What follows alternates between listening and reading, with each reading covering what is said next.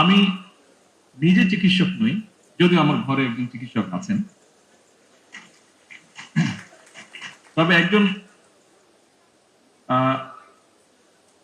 অচিকিৎসক ব্যক্তির একটি উক্তি আমি আপনাদের সামনে, মানে চিকিৎসক নন, আমি যেহেতু চিকিৎসক নই, তারপরে আমার মতনই একজন ব্যক্তি যিনি চিকিৎসক ছিলেন না, তার একটি কথা আপনাদের সামনে আমি উল্লেখ করতে চাই। আপনারা অনেকেই হয়তো তার নামের সাথে পরিচিত আছেন। এই ব্যক্তিটির নাম হচ্ছে টমাস এডিসন। তিনি একজন মার্কিন বিজনেসম্যান ছিলেন, একই সাথে উদ্ভাবকও ছিলেন। উনি একটি কথা বলেছিলেন, কথাটি হচ্ছে ভবিষ্যৎ চিকিৎসক কোনো ওষুধ দেবে না, বরং তিনি রোগীদের মানবদেহের যত্ন এবং খাদ্যাভ্যাস এবং রোগের কারণ ও প্রতিরোধের বিষয় আগ্রহী করে তুলবেন। উপস্থিতবৃন্দ, টমাস এডিসনের এই চিন্তার সঙ্গে বর্তমান সরকারের স্বাস্থ্যসেবা নীতির একটি মিল হয়তো আপনারা খুঁজে পাবেন। চিকিৎসা সেবার ক্ষেত্রে বর্তমান সরকারের নীতি হচ্ছে prevention is better then cure. আমরা মনে করি, বর্তমান সরকার মনে করে, মানুষকে যদি শুরুতেই রোগের উৎপত্তির কারণ এবং প্রতিকার সম্পর্কে সচেতন করা যায়, তাহলে খুব সম্ভবত সহজেই অনেক রোগেরই নিরাময় করা সম্ভব। এই প্র্যাকটিসটি ইউরোপে এখন ধীরে ধীরে শুরু হয়েছে। বর্তমান সরকার নতুন করে, আপনারা এর মধ্যেই শুনেছেন যে এই ব্যবস্থাটা, রোগ যাতে প্রতিরোধ করা সম্ভব হয়, সেই লক্ষ্যে বর্তমান সরকার আরো 1 লক্ষ হেলথ ওয়ার্কার বা স্বাস্থ্যকর্মী নিয়োগ করতে যাচ্ছে, যারা নাগরিকদেরকে প্রাথমিক স্বাস্থ্য সেবা সম্পর্কে সচেতন এবং সতর্ক করবেন। তবে হেলথ ওয়ার্কার বা স্বাস্থ্য কর্মীদেরকে যথাযথভাবে প্রশিক্ষণ করার ক্ষেত্রে অবশ্যই চিকিৎসক বৃন্দকে নেতৃত্ব দিতে হবে। সম্মানিত উপস্থিতিবৃন্দ, সকল চিকিৎসক বৃন্দ, আপনাদের সাথে আমি আমার একটি উপলব্ধির কথা শেয়ার করতে চাই। কি সেটি হচ্ছে, শিক্ষার্থী কিংবা পেশাজীবীগণ রাজনীতিতে সংশ্লিষ্ট থাকবেন কিংবা কতটা থাকবেন, এটা নিয়ে বিভিন্ন মহলে একটি আলোচনা আছে। এর পক্ষে বিপক্ষে নানা মত রয়েছে, তবে আমার মতটি আমি আপনাদের সঙ্গে শেয়ার করতে চাই। একটি গণতান্ত্রিক রাষ্ট্রে যেহেতু রাজনৈতিক সিদ্ধান্ত প্রায় সকল কাজকে প্রভাবিত করে, সেহেতু শিক্ষার্থী, শিক্ষক কিংবা পেশাজীবী সবাই যার যার মতাদর্শ অনুসারে রাজনৈতিকভাবে সুসংগঠিত থাকবেন বা সচেতন থাকবেন, এটা কোনো অযৌক্তিক কোনো বিষয় নয়। তবে হাততালিটা একটু পরে দিন, পরের লাইনটা বলে নেই, পরের কথাটা বলে নেই, তারপরে হাততালি দিয়ে। তবে এই তবেটাই হচ্ছে ইম্পর্টেন্ট বিষয়। তবে রাজনৈতিক সম্পৃক্ততা যেন নিজেদের পেশাগত দায়িত্ব পালনে বিঘ্ন না ঘটায় বা বিঘ্ন ঘটার কারণ না হয়, সেটি হচ্ছে মোস্ট ইম্পর্টেন্ট। এই ব্যাপারে এখানে উপস্থিত ড্যাবের সকল চিকিৎসক বৃন্দকে আমি সতর্ক থাকার জন্য আহ্বান জানাব।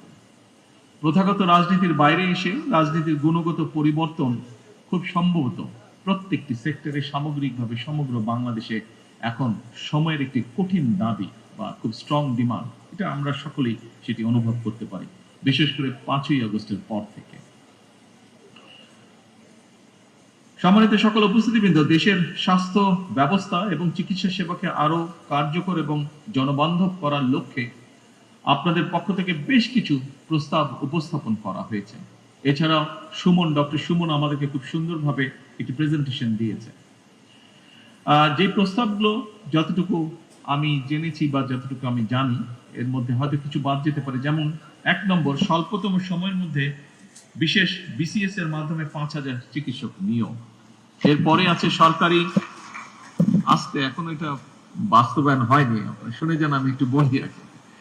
এরপরে যেটি আছে, সরকারি চাকরিতে চিকিৎসকদের বয়সসীমা, আপনাদের যেটি দাবি আছে 32 থেকে 34 বছরে উন্নীত করা।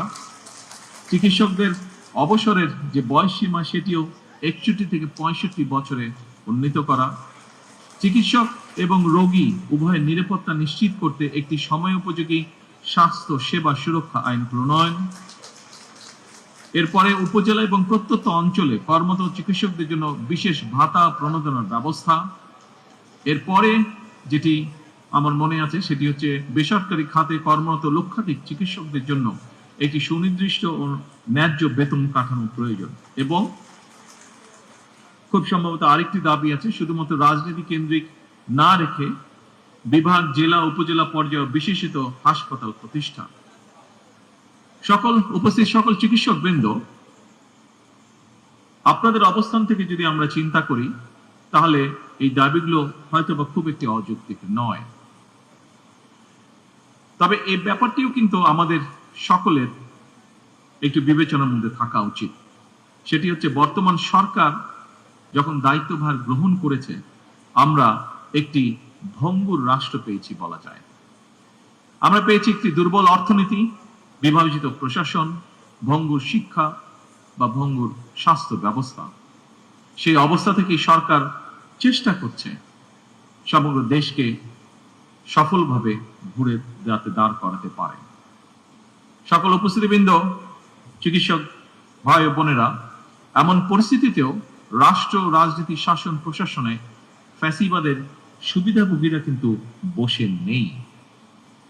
সাম্প্রতিক সময় আপনারা নিশ্চয়ই খেয়াল করেছেন, একটি চক্র খুব সুকৌশলে জ্বালানি কিংবা বিদ্যুৎ সেক্টরকে অস্থিতিশীল করার জন্য সক্রিয়, বেশ সক্রিয়। তারা বিভিন্নভাবে বিভিন্ন বিভ্রান্তিকর বক্তব্য উপস্থাপন করছে। সরকার কিন্তু একবারও অস্বীকার করেনি যে বহু মানুষ, বাংলাদেশের বহু মানুষ এই মুহূর্তে বিদ্যুৎ ও গ্যাস সংক্রান্ত বিষয় অনেক কষ্ট ভোগ করছে, আমরা জানি এটি।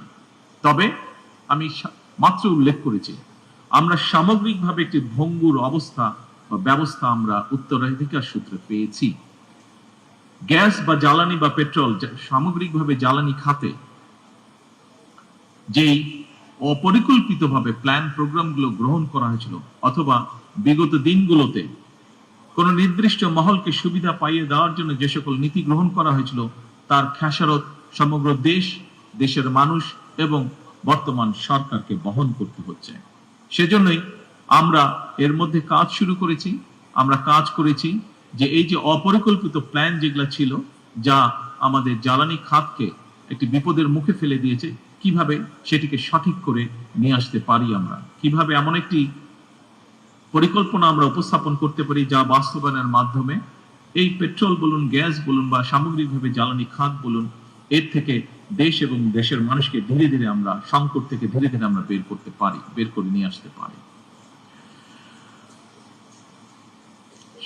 সম্মানিত উপস্থিতিবৃন্দ, সরকার শিক্ষা, স্বাস্থ্য, জ্বালানি সহ প্রতিটি সেক্টরকে স্বয়ংসম্পূর্ণ এবং স্বনির্ভর করতে বাস্তবমুখী পরিকল্পনা গ্রহণ এবং তা বাস্তবায়নের কাজ এরই ভিতরে শুরু করেছে।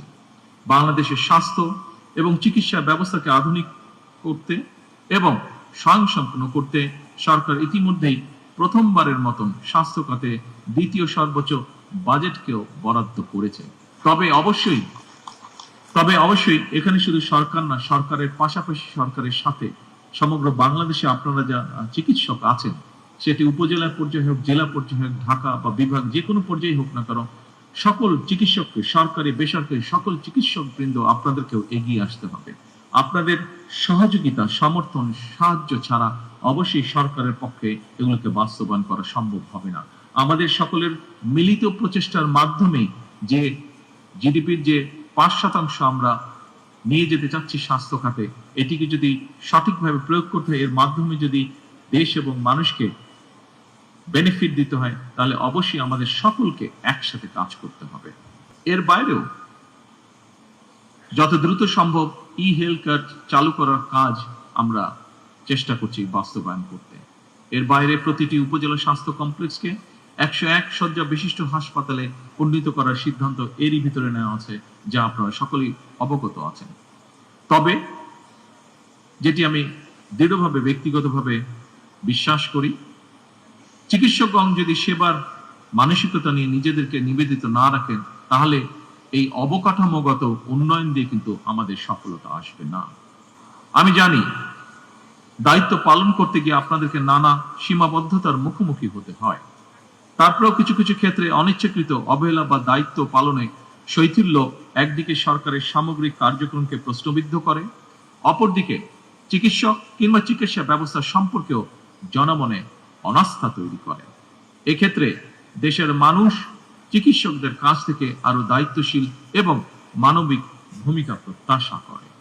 আমরা সকলে মিলে এমন একটি চিকিৎসা বান্ধব বাংলাদেশ গড়ে তুলি, যেখানে দেশের প্রতিটি মানুষ মানসম্মত স্বাস্থ্য সেবা পাবে এবং উন্নত চিকিৎসার জন্য বিদেশমুখী হবে না।